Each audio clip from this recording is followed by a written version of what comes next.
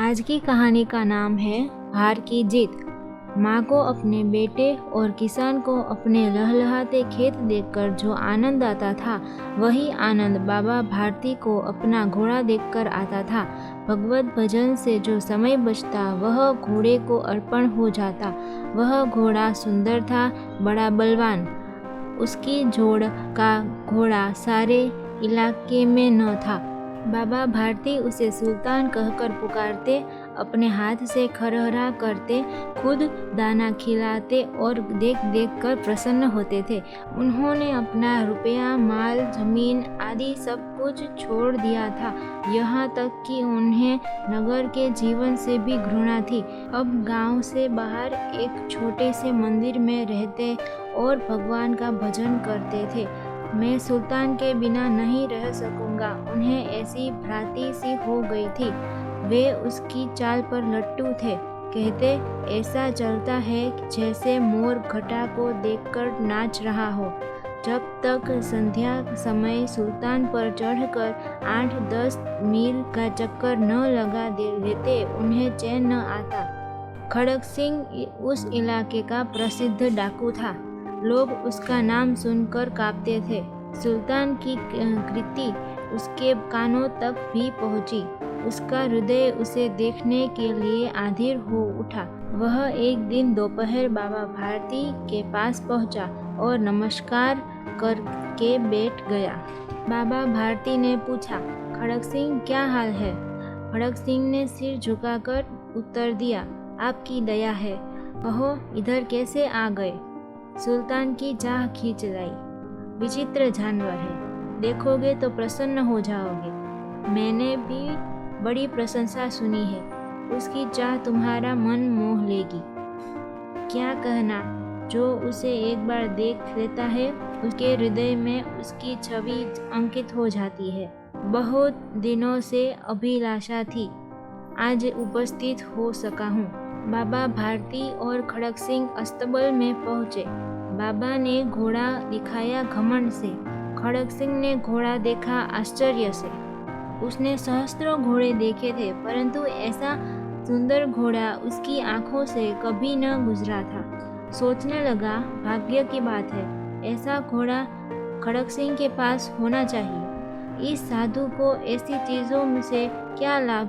कुछ देर तक आश्चर्य से चुपचाप खड़ा रहा। उसके पश्चात उसके हृदय में हलचल होने लगी।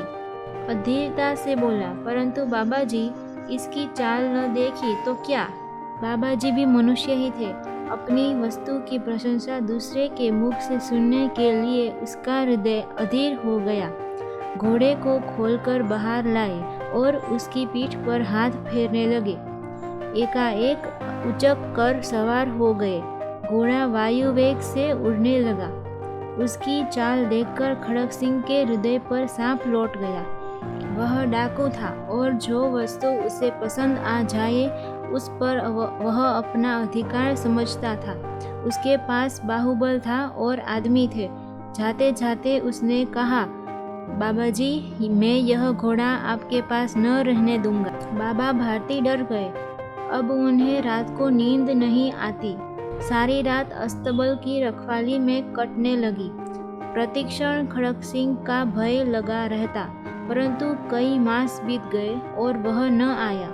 यहाँ तक कि बाबा भारती कुछ असावधान हो गए और इस भय को स्वप्न के भय की नाई मिथ्या समझने लगे। संध्या का समय था। बाबा भारती सुल्तान की पीठ पर सवार होकर घूमने जा रहे थे। इस समय उसकी आंखों में चमक थी, मुख पर प्रसन्नता थी। कभी घोड़े के शरीर को देखते, कभी उसके रंग को, और मन में फूले न समाते थे। एक ओर से आवाज आई, ओ बाबा, इस कंगले की सुनते जाना। आवाज में करुणा थी। बाबा ने घोड़े को रोक लिया। देखा एक अपाहिज वृक्ष की छाया में पड़ा कराह रहा है। बोले, क्यों, तुम्हें क्या कष्ट है? अपाहिज ने हाथ जोड़कर कहा, बाबा, मैं दुखिया हूँ, मुझ पर दया करो। रामवाला यहाँ से 3 मील है, मुझे वहाँ जाना है। घोड़े पर चढ़ा लो, परमात्मा भला करेगा। बाबा ने कहा, वहाँ तुम्हारा कौन है? दुर्गादत्त वैद्य का नाम तो आपने सुना होगा, मैं उनका सौतेला भाई हूँ। बाबा भारती ने घोड़े से उतरकर अपाहिज को उस पर चढ़ा दिया और स्वयं उसकी लगान पकड़कर धीरे धीरे आगे चलने लगे। उन्हें एक झटका सा लगा और लगाम हाथ से छूट गई। उनके आश्चर्य का ठिकाना न रहा जब उन्होंने देखा कि अपाहिज घोड़े की पीठ पर तनकर बैठा है और घोड़े को दौड़ाए लिए जा रहा है। उनके मुख से भय, विस्मय और निराशा से मिली हुई चीख निकल गई।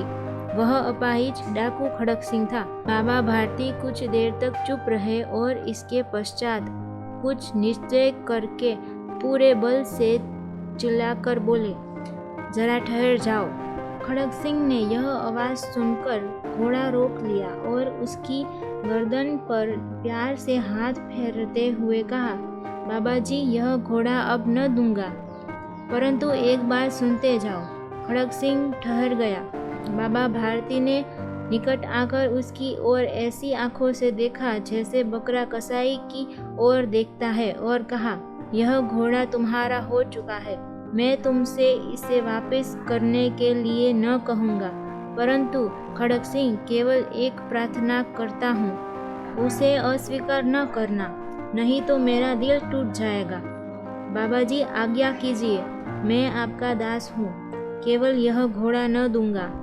अब घोड़े का नाम न लो, मैं तुमसे इसके विषय में कुछ न कहूँगा। मेरी प्रार्थना केवल यह है कि इस घटना को किसी के सामने प्रकट न करना।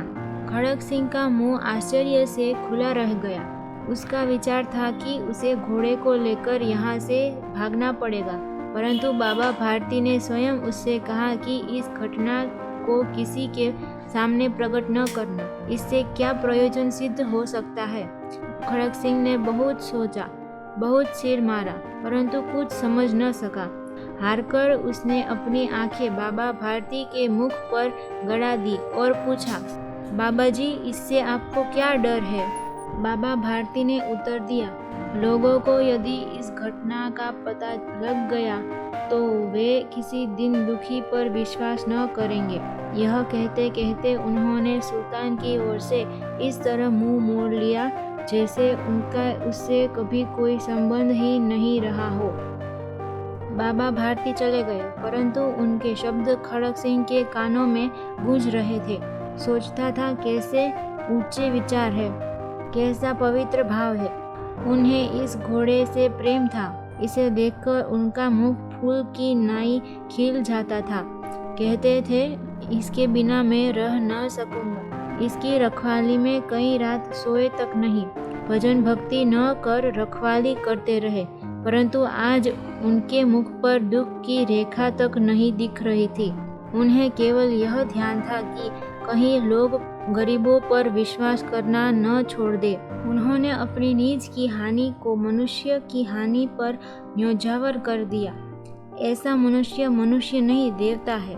रात्रि के अंधकार में खड़क सिंह बाबा भारती के मंदिर में पहुंचा। चारों ओर सन्नाटा था। आकाश में तारे टिमटिमा रहे थे।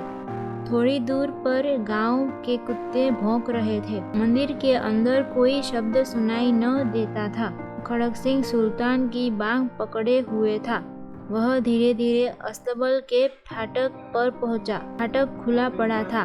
किसी समय वहां बाबा भारती स्वयं लाठी लेकर पहरा देते थे, परंतु आज उन्हें किसी चोरी, किसी डाके का भय न था। खड़क सिंह ने आगे बैठकर सुल्तान को उसके स्थान पर बांध दिया और बाहर निकलकर सावधानी से फाटक बंद कर दिया। इस समय उसकी आंखों में नेकी के आंसू थे। रात्रि का तीसरा पहर बीत चुका था। चौथा पहर आरंभ होते ही बाबा भारती ने अपनी कुटिया से बाहर निकलकर ठंडे जल से स्नान किया। उसके पश्चात इस प्रकार जैसे कोई स्वप्न में चल रहा हो, उनके पांव अस्तबल की ओर बढ़े, परंतु फाटक पर पहुंचकर उनको अपनी भूल प्रतीत हुई। साथ ही घोर निराशा ने पांवों को मन भर का भारी बना दिया। वे वहीं रुक गए।